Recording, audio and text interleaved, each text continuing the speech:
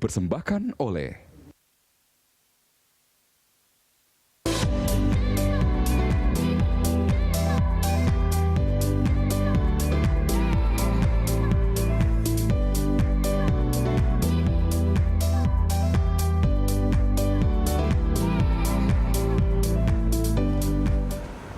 Kita lanjutkan dialog, Bu Lana. Kalau di segmen sebelumnya kita sempat membahas juga bagaimana penjaminan LPS itu maksimumnya berapa, seperti itu. Kalau Anda katakan maksimumnya adalah 2M, apakah bisa dikatakan itu cukup memadai, Bu Lana?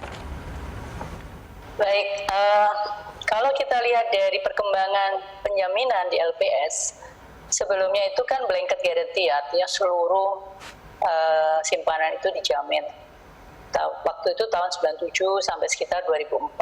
Tapi kemudian seiring dengan ekonomi sudah membaik, penjaminan diturunkan menjadi 100 juta per nasabah per bank.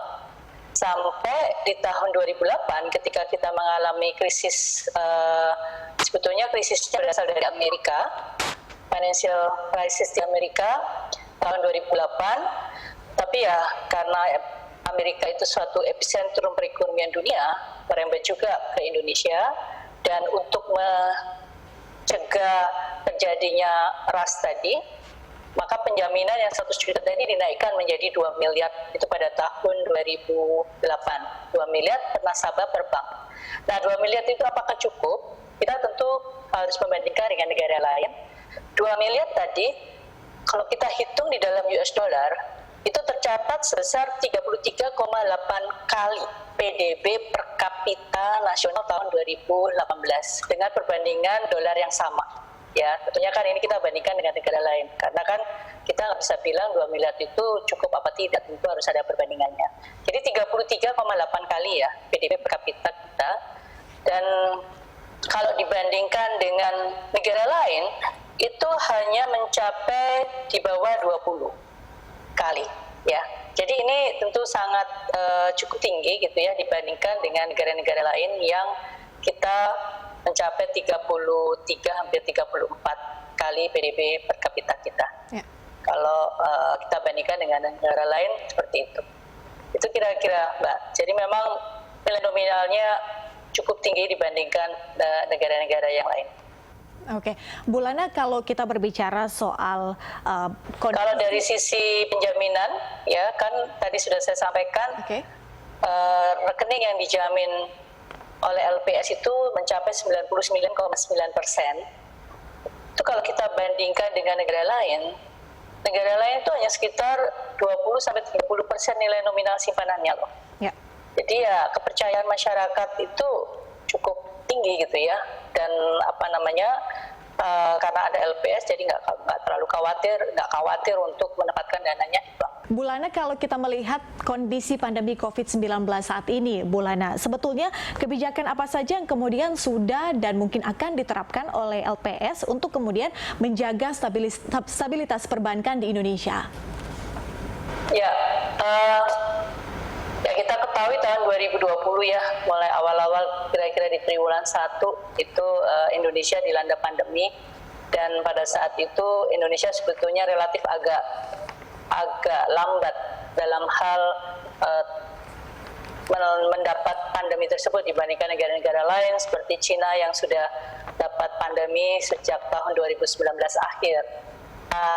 Memang pandemi itu kita ketahui membuat mobilitas masyarakat itu mengalami penurunan drastis, karena untuk mengurangi penyebaran dari COVID tersebut, banyak negara termasuk Indonesia juga melakukan lockdown ya pada waktu itu, PSBB ketat yang berdampak pada menurunnya aktivitas kegiatan ekonomi.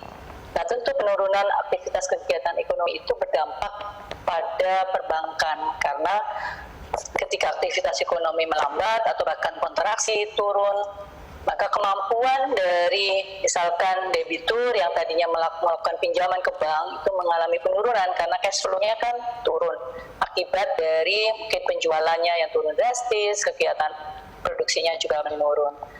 Nah, pada saat itu pemerintah dengan cepat melakukan antisipasi, mengeluarkan yang namanya Perpu nomor 2 tahun 2020 yang kemudian berganti menjadi Undang-Undang yang nomor 2 tahun 2020. Nah, di situ LPS juga menjadi bagian dari undang-undang yang diterbitkan oleh yang dikeluarkan pada tahun 2020 itu. Di antaranya LPS bisa melakukan intervensi, bukan intervensi tetapi melakukan joint audit bersama dengan OJK lebih awal. Ya. Jadi di dalam konteks perbankan kita mempunyai terminologi. Pertama adalah yang disebut bank dalam pengawasan intensif.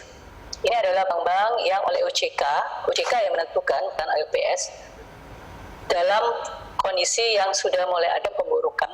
Kemudian kalau semakin memburuk, maka statusnya dari akan dinaikkan menjadi bank dalam pengawasan khusus atau BDPK. Nah, sebelum tahun 2020, LPS itu bisa melakukan audit, ya, dengan istilah due diligence, itu pada saat bank tersebut dalam status BDPK, itu bank dalam pengawasan khusus. Tapi di tahun 2020, dengan Undang-Undang Nomor 2 Tahun 2020, LPS bisa masuk lebih awal bersama OJK melakukan due diligence pada saat bank dalam status BDPI. Nah, dengan begitu, LPS bisa segera melakukan penanganan supaya kalau ada bank yang sampai disebut gagal, itu tidak merembet ke bank-bank yang lain. Karena kita nggak ingin efek contagion ya yang pernah terjadi di tahun 1997, 98 pada saat itu terjadi lagi. Katakan ada satu bank yang katakan tadi gagal, cukuplah bank ini saja dan tidak menimbulkan efek penularan pada industri atau kekhawatiran dari nasabah. Nah, peran tersebut tentu sangat penting juga buat LPS karena dengan bisa masuk lebih awal, LPS bisa melakukan penanganan resolusi yang lebih cepat dibandingkan sebelumnya. Nah, yang lain lagi di dalam periode pandemi, LPS juga menjamin ya dana pemerintah dalam penanganan PEN, Pemulihan Ekonomi Nasional, Program Pemulihan Ekonomi Nasional pemerintah. Nah, LPS juga mendapat mandat secara khusus dari yang sebelumnya kita sebut sebagai loss minimizer, yaitu meminimumkan kerugian sekecil mungkin menjadi risk minimizer. Peran menjadi risk minimizer yaitu meminimumkan risiko kalau ada bank gagal itu supaya tidak merembet ke industri, tidak menimbulkan gangguan kepada industri. Sebut risk minimizer.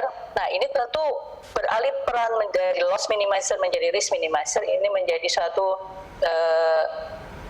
peran baru buat LPS. Di bulan Mei tahun 2020, LPS juga mendapatkan mandat yang disampaikan dalam peraturan pemerintah nomor 33 tahun 2020. Nah, pada PP 33 tahun 2020 itu ada beberapa mandat baru kepada LPS. Selain tadi misalkan yang pertama adalah bisa melakukan penanganan lebih awal, yang kedua bisa menempatkan dana, yang ketiga bisa melakukan kalau LPS sampai kekurangan dana, LPS bisa menerbitkan surat utang, bisa meminjam kepada pemerintah. Jadi ada sumber-sumber pendanaan yang baru bagi LPS. Baik Bu Lana, mohon maaf saya potong, kita harus jeda sebentar, kita akan lanjutkan di segmen berikutnya. Pemirsa tetaplah bersama kami.